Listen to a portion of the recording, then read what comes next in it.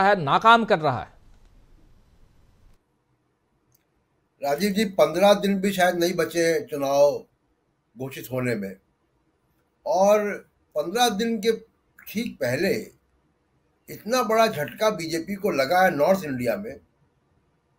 ये मुश्किल होगा बीजेपी के लिए, और उससे लग रहा है कि कितनी हताशा है।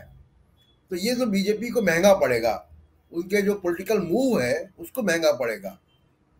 लेकिन इसके पहले मैं और चीज़ों पे और कानूनी पहलू पे खासकर जो बात राकेश जी कह रहे थे, मुझे अभी तक नहीं, मैं हैरत में हूं कि राजीव शुक्ला वहां क्या कर रहे हैं। वो तो प्रभारी हैं वो राज्य के, अपनी ही जांच कर रहे हैं, जांच कमेटी में गए हुए हो तो वो अपनी जांच कर रहे हैं। वो कल कहाँ थे? और अक्सर ऐसा होता है राजीव जी, हम लोग अपने जीवन में भी देखते हैं कि मजदूर सड़कों पे आए, बोनस की डिमांड करने पर लाठी चार्ज हो गया, फिर डिमांड होती कि जिस पुलिस वाले ने लाठी चार्ज किया उस पुलिस वाले को सस्पेंड करो। तो जो मूल वजह है कि अभिषेक मनु सिंघवी का राज्यसभा क्यों नहीं हो पाया, सुक्खू साहब के और राजीव शुक्ला के वहां रहते हुए, असली मुद्दा यही है। अगर इसको कांग्रेस ने इग्नोर किया तो समस्या कांग्रेस में वहां रहेगी। अच्छा, अब जो विक्रमादित्य जी हैं वो कह रहे हैं कि उनको उनके पिताजी की मूर्ति नहीं दिखाई दी। भाई, 1.5 साल से आप मंत्री हैं, आज सुबह आपको आपकी निगाह गई कि मूर्ति नहीं उनकी? कमाल है।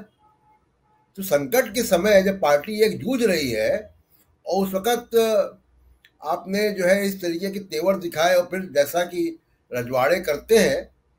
जी जी जी, एक बात और जोड़ दूं, 4 महीने हिमाचल प्रदेश आपदा से ग्रसित रहा, वो भी बाढ़ जैसी आपदा। उसके बाद आपको अपने पिताजी की मूर्ति दिखाई दे रही है, आप मंत्री हैं। आपकी बातों को जोड़ रहा हूं, मतलब ये तो बेशर्मी की हद है। हम आप भी ऐसी डिमांड नहीं कर सकते अगर उस पद पे रहें तो। हमको अपने प्रजा को देखना है कि अपने पिता की मूर्ति देखनी है। और आप सुबह सुबह ये कह रहे हैं आकर प्रेस कॉन्फ्रेंस में कि हमारे पिता की मूर्ति नहीं लगी। 4 महीने तक, और जो बेघर हैं उनको आप घरों में बसाइए, पैसे नहीं है आपके पास में। आप बार बार कह रहे हैं कि केंद्र सरकार यहां दोहरी नीति अपना रहा है, पैसे नहीं है, और आप अपने पिता की मूर्ति खोज रहे हैं। जी प्रशांत जी। साजिश के दूसरे भी आयाम है राजीव जी। हिमाचल प्रदेश की सुक्खू सरकार ने सीमेंट पर टैक्स बढ़ाया है, 8-9 रुपए प्रति बैग, और उससे कुछ सीमेंट के कारखानों को नुकसान हो रहा है। सीमेंट के कारखाने वहां किसके हैं हम सब जानते हैं, उनके मोदी साहब से क्या रिश्ते हैं वो भी हम जानते हैं। अब जो बात है कि जी कानून की, देखिए, जो ये 6 रिबेल एमएलए हैं, देखिए इनके ऊपर एंटी डिफेक्शन लॉ राज्यसभा में अपनी पार्टी के विप के खिलाफ वोट देने पर नहीं लगता, क्योंकि वो इलेक्शन सदन के बाहर होता है और उसको इलेक्शन कमीशन करवाता है। तो राष्ट्रपति का चुनाव हो या राज्यसभा का चुनाव हो, उसमें पार्टी विप लगे, इसके बारे में विवाद है। पार्टी विप कहाँ लगेगा? अगर उन्होंने बजट के समय वो एब्सेंट थे तो उनके ऊपर पार्टी विप लागू होगा, और अगर वो बजट के समय एब्सेंट थे, उन्होंने वोट नहीं दिया है और पार्टी विप था, तो उनके ऊपर अभी हाल में जो सुप्रीम कोर्ट का महाराष्ट्र में जजमेंट है वो स्पीकर को एम्पावर करता है उनको डिस्क्वालीफाई करने के लिए।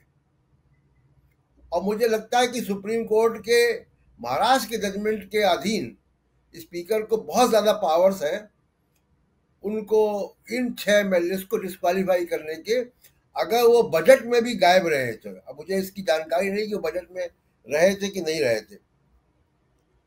दूसरा ये कि जो राहुल गांधी लंदन में है, राजीव जी, राहुल गांधी लंदन में रहकर भारत के लोकतंत्र पे कुछ बोलेंगे तो वो, आप राहुल गांधी के लंदन में रहते हुए भारत के लोकतंत्र के साथ नरेंद्र मोदी और अमित शाह की पार्टी क्या कर रही है? उनके पार्टी अध्यक्ष के गृह राज्य में क्या कर रही है? जेपी नड्डा के तो हिमाचल से ही आते हैं बेचारे। तो आप लोकतंत्र का डुगडुगी पूरी दुनिया में पीटेंगे और यहाँ रोज लोकतंत्र की हत्या करेंगे और आपको कहा जाएगा कि नहीं नहीं, आप वो राहुल गांधी को बदनाम कर रहे हैं। अभी जर्मनी में रहने वाले एक लड़के ने, ध्रुव राठी ने वीडियो बनाया है, पूरी दुनिया में घूम रहा है वो। तो मूल बात यह है कि इलेक्शन के 15 दिन पहले और उसके पहले झारखंड आपने कहा, ये बीजेपी के लिए जो हो रहा है वो बड़ा अपशकुन है। और इस बीच एक जो अखिलेश यादव को भी सीख मिली इन चुनावों में कि किन लोगों को टिकट देना है, किनको साथ नहीं रखना है। सुबह भी आपके साथ चर्चा में कह रहा था कि वो पीडीए का नारा दे रहे हैं, तो नारा दे रहे पीडीए का, तो पीडीए के लोगों को विधायक क्यों नहीं बनाते आप? कौन लोग गए हैं, उनके सरनेम क्या है, उनकी पृष्ठभूमि क्या है? अखिलेश यादव पूर्व मुख्यमंत्री के बेटे, इतनी बड़ी पार्टी, आपको एक जिला स्तर के अपराधी लोगों को साथ में रखने की क्या मजबूरी है? और उन्होंने यही किया जो हुआ। तो 2024 के इलेक्शन से पहले हुआ है हिमाचल से, ये उनके लिए अच्छा नहीं हुआ है राजीव जी। बिल्कुल। जरा जल्दी से प्रशांत टंडन जी आपके पास भी आना चाहता हूं। प्रशांत जी, गठबंधन के किले को मजबूत करने की जब बात होती है तो कितना मजबूत ये किला दिखाई देता है आपको?